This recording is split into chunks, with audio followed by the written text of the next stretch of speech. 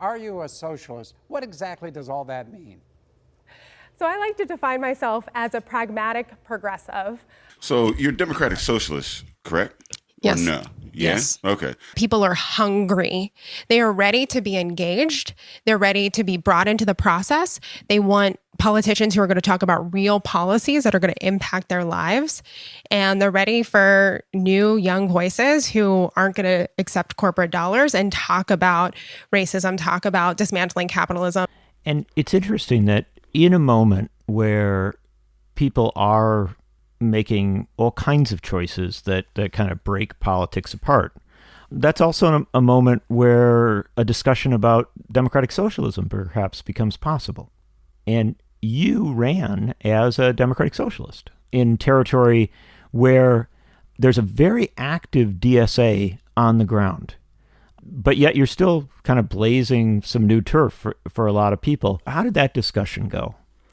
Well, I definitely didn't lead with it. I led with what it means, because the word socialism, even if it's attached to the word democratic, is still very scary to a lot of people. So we wanted to make sure that every conversation started with values and policies, and maybe led to, oh, and by the way, this is, democratic socialism. And people be like, well, if that's what it is, then that's what it is. It's much less scarier when someone has taken the time to unpack what that means. Not so much in my race in the primary, but in the general with other candidates, socialism was really weaponized. So when I was knocking doors, because even though we didn't have a competitive general, we continued to knock doors and engage people.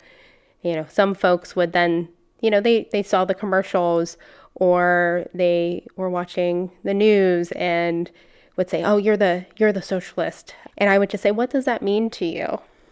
And most people can't tell you. They just know that they're scared because they've been taught to fear that word. They might throw out Venezuela. They might throw out, you're going to get rid of all the jobs, or you're going to take over all the companies. And I said, can I tell you what it means to me?